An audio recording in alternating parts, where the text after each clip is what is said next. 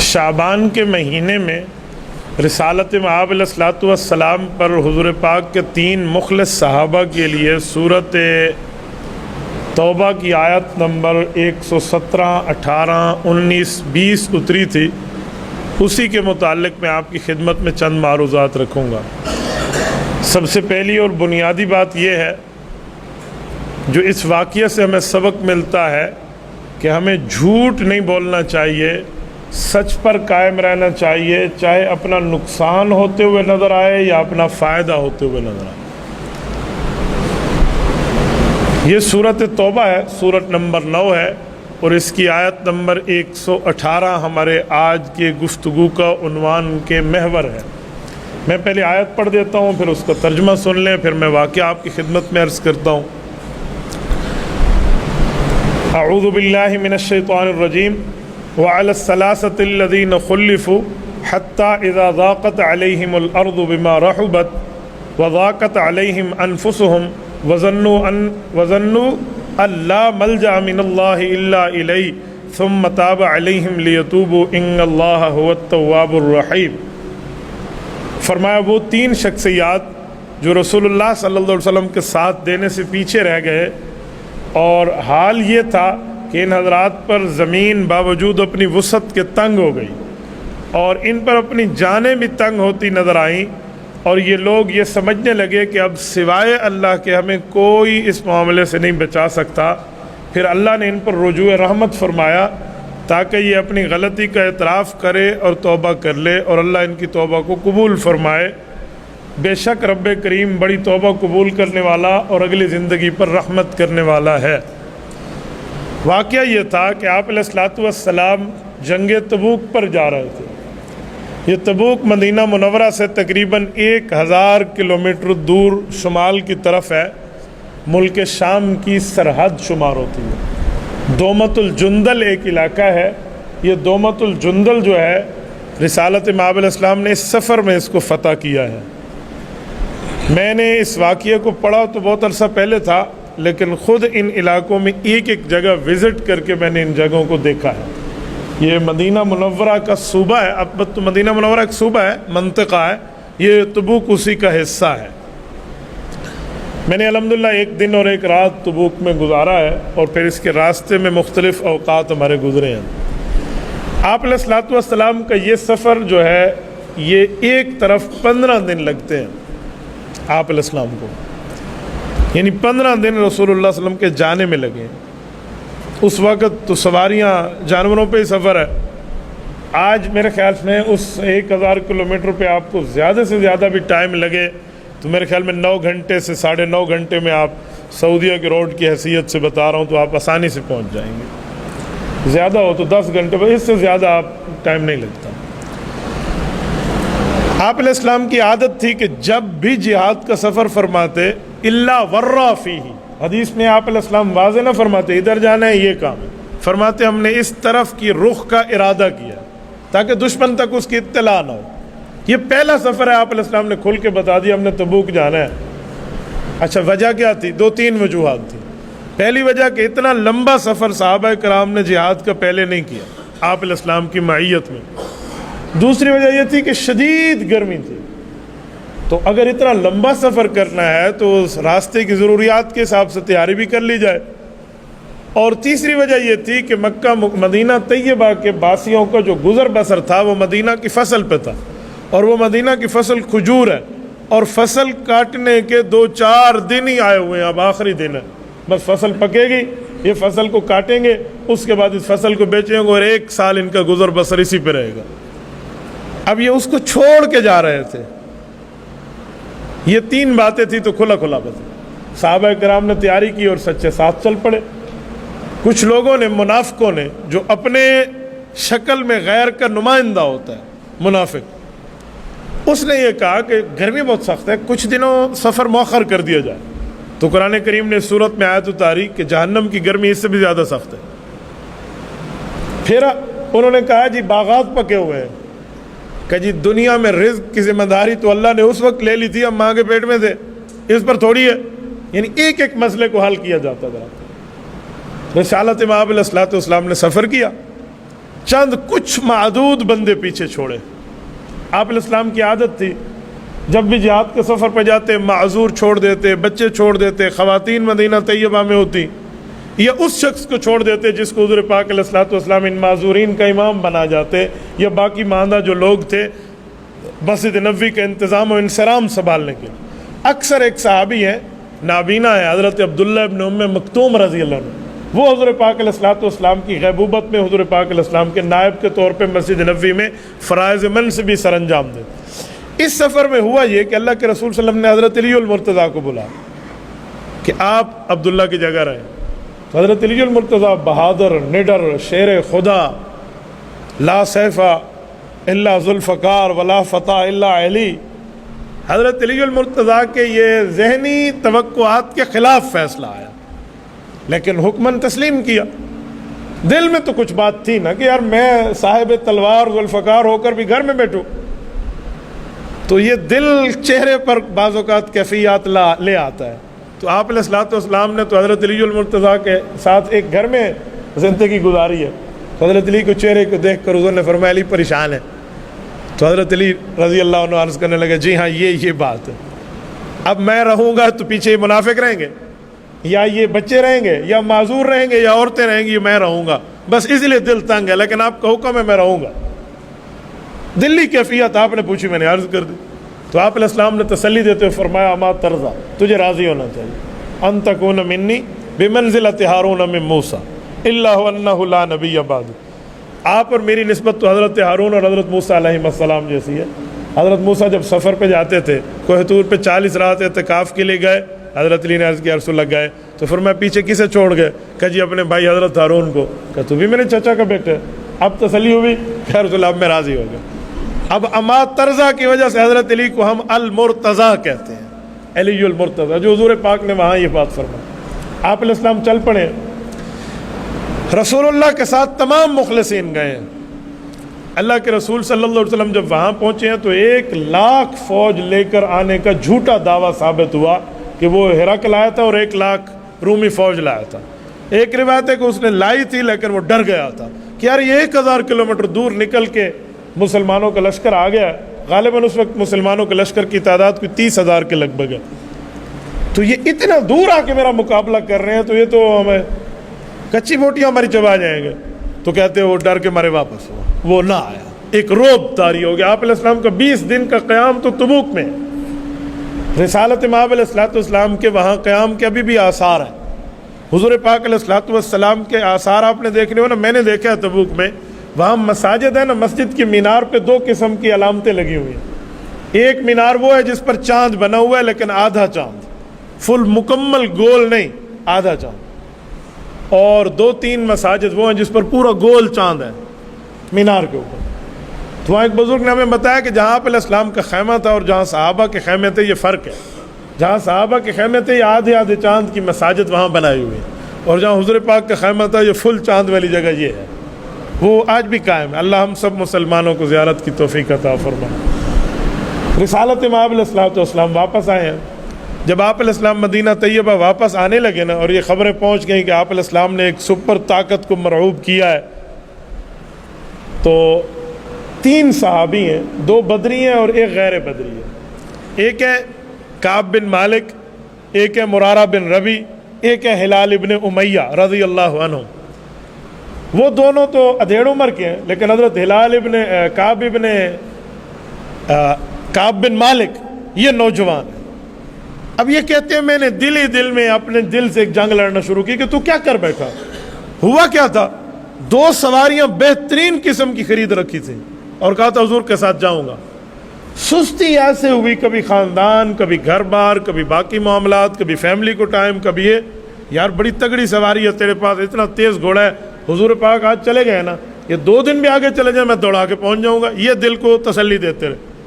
کہتے ہیں اس تسلی اور گمنڈ میں آپ علیہ السلام کی واپسی ہو گئی، اور میرے اوپر اس محبت پہ قیامت گزر رہی تھی کہ سامنا کیسے کرو گے۔ نہ اجازت لی تھی، نہ حضور نے اجازت دی تھی، تیاریاں بھی عروج پہ تھیں اور سب کچھ معلوم تھا، اور یہ کیا کر بیٹھے۔ اچھا، حضرت کعب بن مالک فرماتے مجھے یہ نہیں پتا تھا میرے ساتھ 2 اور سچے مسلمان بھی اس طرح کی کیفیت میں ہیں۔ میں خود کو اکیلا سمجھ رہا تھا. کہتے ہیں اب 2-3 باتیں ہوئی. مجھے میرے گھر سے کچھ فیملی ممبر نے مشورہ دیا آپ علیہ السلام آئیں گے, رحیم و کریم مزاج حضور پاک کا, بس معافی مانگ لینا کام بن جائے گا, کہنا میں مصروف تھا یہ وہ فلاں. ہر جنگ میں ساتھ شریک ہے سوائے جنگ بدر کے, 25 جنگوں میں رسول اللہ کے ساتھی ہیں, تو معافی ہو جائے گی. کہتے ہیں آپ علیہ السلام تشریف لائے, مسجد نبوی بیٹھے, رسالت مآب علیہ السلام کے سامنے وہ جھوٹے منافق بھی آئے جن کو اصل اپنے باغوں کی پڑی ہوئی تھی. وہ آئے اور خدا کی قسم اللہ جانتا ہے, اللہ حاضر ناظر ہے, مجبوری تھی نہیں جا سکے, بیمار تھے, یہ جھوٹ بولتے گئے. یعتذرون علیکم قرآن کریم میں ہے نا. تو رب کریم نے آپ علیہ السلام پر یہ بات کھول دی کہ جھوٹے ہیں, لیکن ظاہری کیفیت پہ رسول اللہ نے فرمایا اچھا ٹھیک ہے, تمہارا باطن اللہ کے حوالے, تمہارا دل اللہ کے حوالے, ظاہری بات ہے ٹھیک ہے اوکے چلو چلو چلو, یوں کہتے ہیں. یہ بھی بیٹھے ہوئے ہیں لائن میں سچے صحابی, ان کو کسی نے کہا جا تو بھی کہہ دے. یہ جب آگے ہوئے نا اللہ کے رسول کے, صحیح بخاری میں حدیث موجود ہے, یقین مانے بندے کے رونگٹے کھڑے ہو جاتے ہیں. اس صحابی نے جھوٹ نہیں بولا اور سچ بولنے کا انداز کیا اختیار کیا.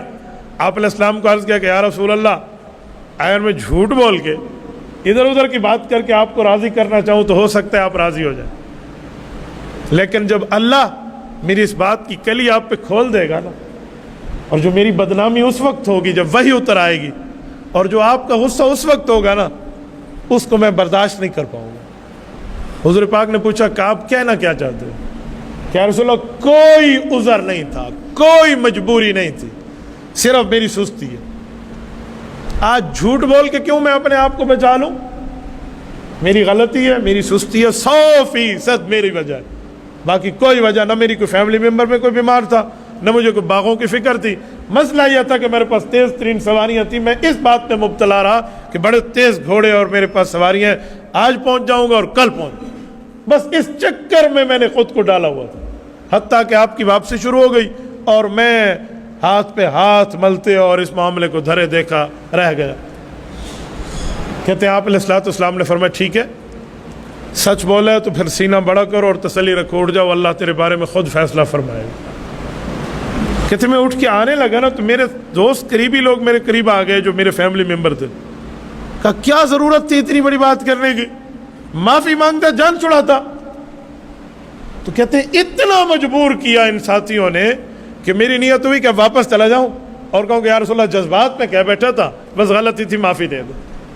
کہتے ہیں میں دوستوں کے کہنے پر اتنا ان سے متاثر ہو گیا, ایک قدم اٹھایا تو میرے دل نے مجھے کہا کہ ایک جرم کر بیٹھا ہے اتنا بڑا, اب اس جرم کو دوسرے جرم کے ساتھ دھوتے ہو. نہیں, کہتے میں نے ساتھیوں کا جاؤ جو تم کہتے ہو کہہ لو, میں نے کہا ہے. آپ علیہ الصلوۃ والسلام نے معاملہ اس کے حوالے کیا جس کا کلمہ ہم نے پڑھا ہے, تو اللہ نیتوں کو جانتا ہے, رب کریم فیصلہ فرمائے. کہتے ایک بات میں نے ساتھیوں کہا مجھے ایک بات بتاؤ, کوئی اور بھی ہے جس نے اس طرح میرے ساتھ بات میں موافقت کی ہو؟ کہا 2 بندے اور ہیں. کہا کون؟ کہا ایک ہلال ابن امیہ اور ایک مرارہ بن ربیعہ رضی اللہ عنہ. کہا واہ کیا بات ہے, وہ دونوں بدری صحابی ہیں. کہا پھر ہمارا کام انشاءاللہ اللہ تعالیٰ فضل سے فرمائے گا. ہم اپنے گھروں کو آ گئے. جب گھروں میں آئے نا, آپ علیہ الصلوۃ والسلام کے پیچھے اعلان ہوا سوشل بائیکاٹ, عوامی سطح پہ. کہا نہ کوئی ان سے ملے, نہ کوئی ان کو سلام کرے, نہ ان کے سلام کا جواب دے, نہ ان سے مکالمہ کرے, نہ ان سے بات چیت کرے, سب کچھ بند.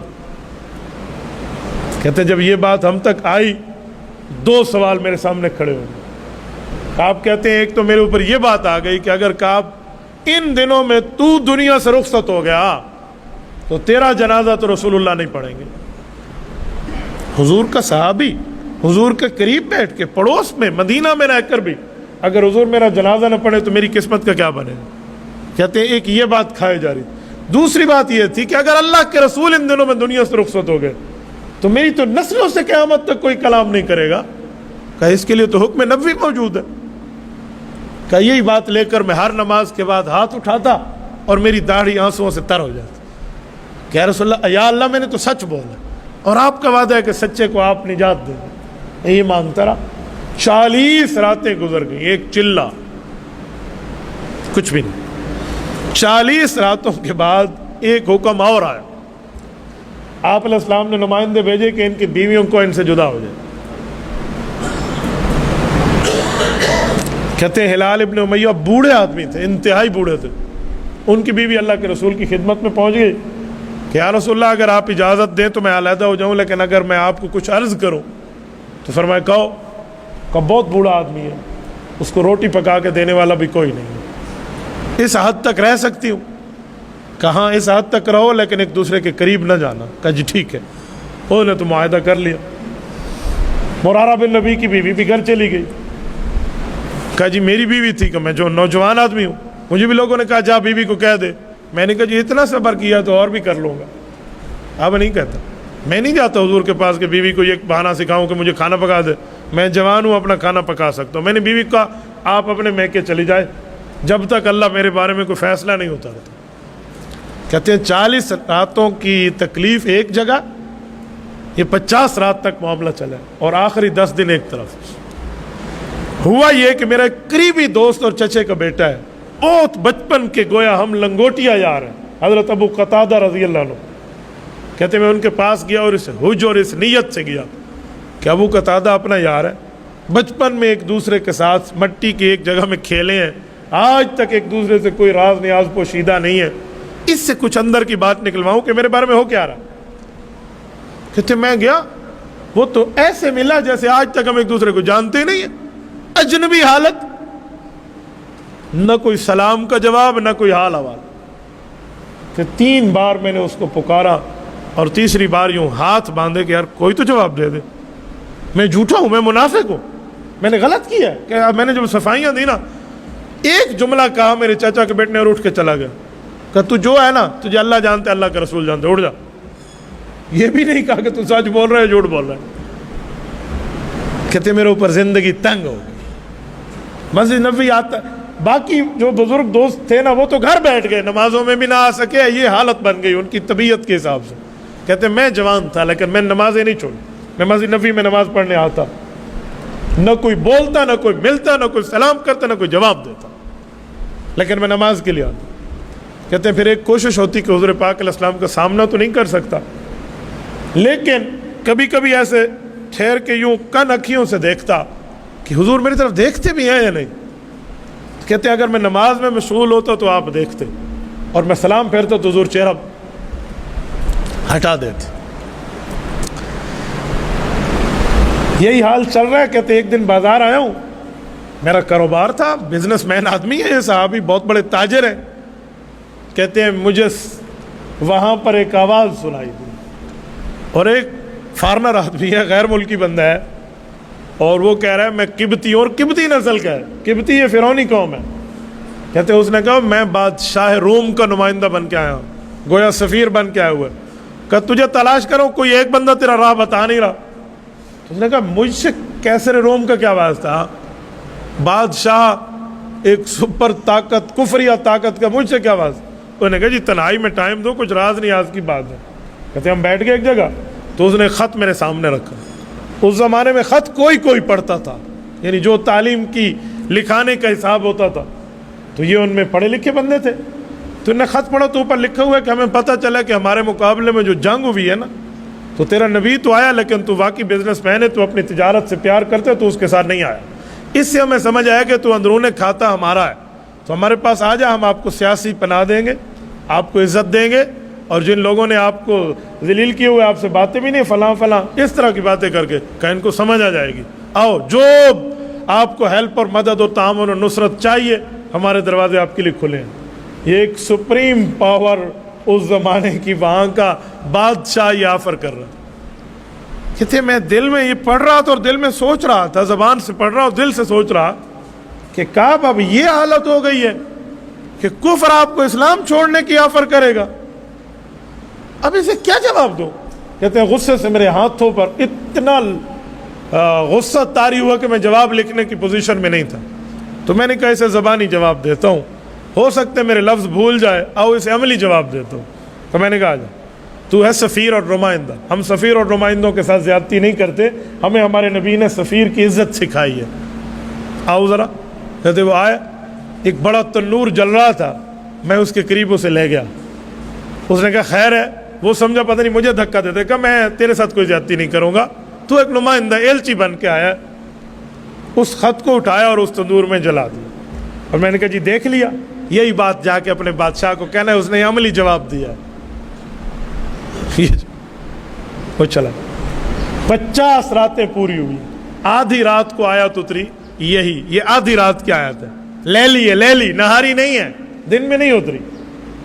کہ وہ جو 3 لوگ ہیں جو پیچھے رہ گئے تھے, کعب بن مالک, ہلال بن امیہ, مرارہ بن ربیع رضی اللہ عنہ, ان تینوں پہ زمین تنگ ہو چکی اور اپنی زندگی تنگ ہو چکی ہے. لیکن اب اللہ رب العزت فیصلہ کر رہا ہے کہ میں ان کی توبہ قبول کر رہا ہوں. آیت اتری. رسالت مآب علیہ السلام نے تہجد میں حضرت ام سلمہ رضی اللہ عنہ کو آیت سنا دی. ام سلمہ کا گھر ہے.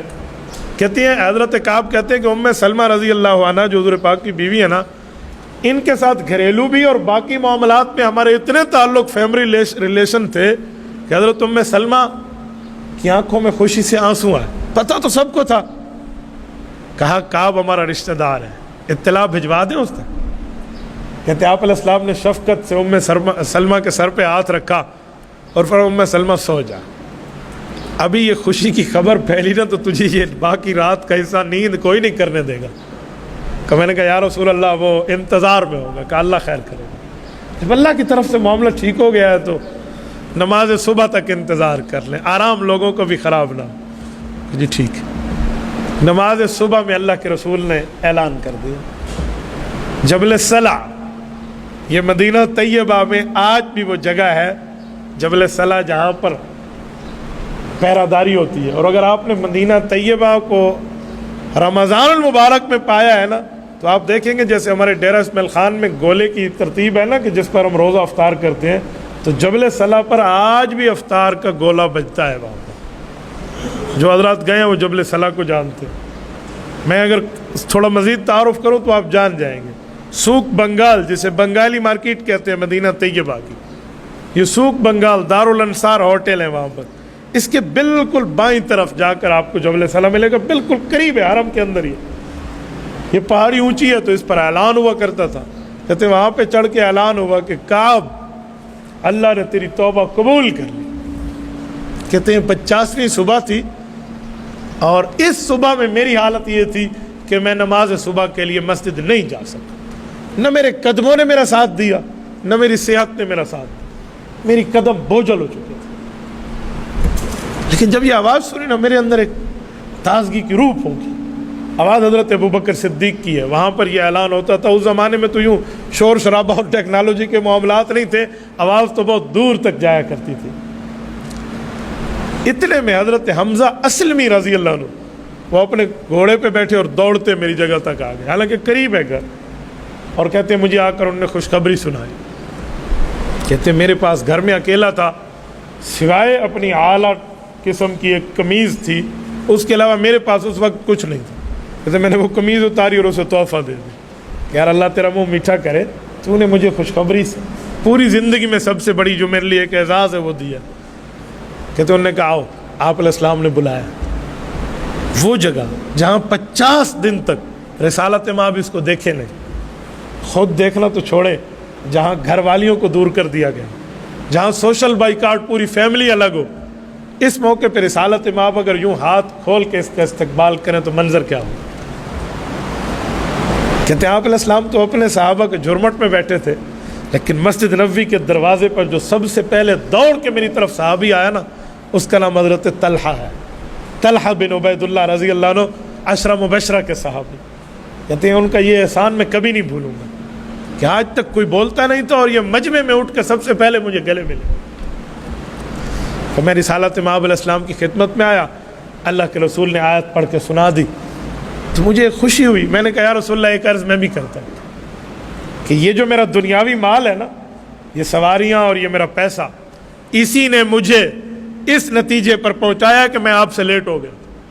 میں اب اس مال کو اپنے قبضے میں نہیں رکھنا چاہتا. یہ مال سارا اللہ کے راستے میں صدقہ ہے, جو مجھے پیغمبر کی صحبت میں جانے سے چھڑا دے, یہ مال رکھو. کہتے حضور پاک علیہ السلام نے شفقت سے میرے کندھے پہ ہاتھ رکھا, فرمایا نہیں, اللہ کرم کرے گا. کہ یا رسول اللہ میرا جی چاہتا ہے میں ان میں ایک ٹیڈی بھی اپنے پاس نہ رکھوں.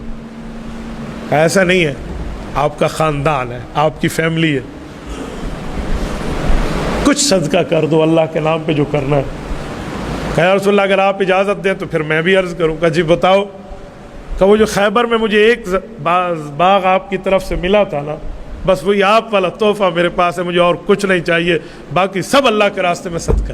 کہتے ہیں آپ علیہ السلام نے مسکرا کے قبول فرمایا کہ غربا کو دے دو، اور پھر عرض کرنے لگے کہ یا رسول اللہ ٹھیک ہے 50 دن جو میری محبت پہ قیامت گزری ہے یہ اپنی جگہ، لیکن میں اب پوری زندگی میں طے کر رہا ہوں کبھی جھوٹ نہیں بولوں، میرے سچ نے میرے رب کی طرف سے مجھے نجات عطا فرمائی، تو بس میں جھوٹ نہیں بولوں۔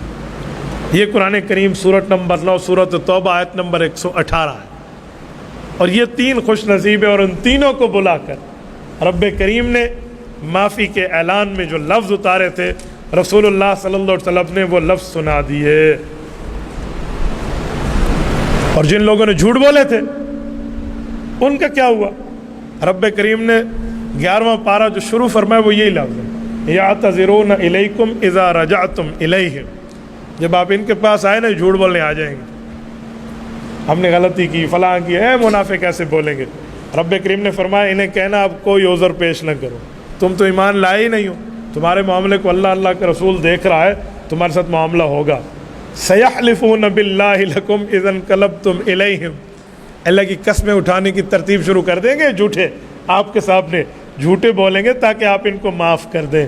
فرمایا انہم رجسم، کہہ دو جو بغض تمہارے سینے میں موجود ہے وہ ایک پلیتی ہے، اور وہ پلیتی کی سزا مل کے رہے گی۔ یہ صحابہ اور منافق کا فرق ہے، اپنے اور پرائے کا فرق ہے، دشمن اور دوست کا فرق ہے، جو قرآن مختلف طرح پہ نازل کر رہا ہے، لیکن فیصلہ ایک ہی بات پر ہے کہ بندے کو سچ بولنا چاہیے، سچ کے ماننے میں تاخیر ہو جائے گی لیکن کبھی تعذیب اور عذاب کا معاملہ نہیں ہو، سچ بندے کو نجات دیتا ہے۔ اللہ ہمیں بھی سچ بولنے کی اور سچوں کا ساتھ دینے کی توفیق عطا فرمائے۔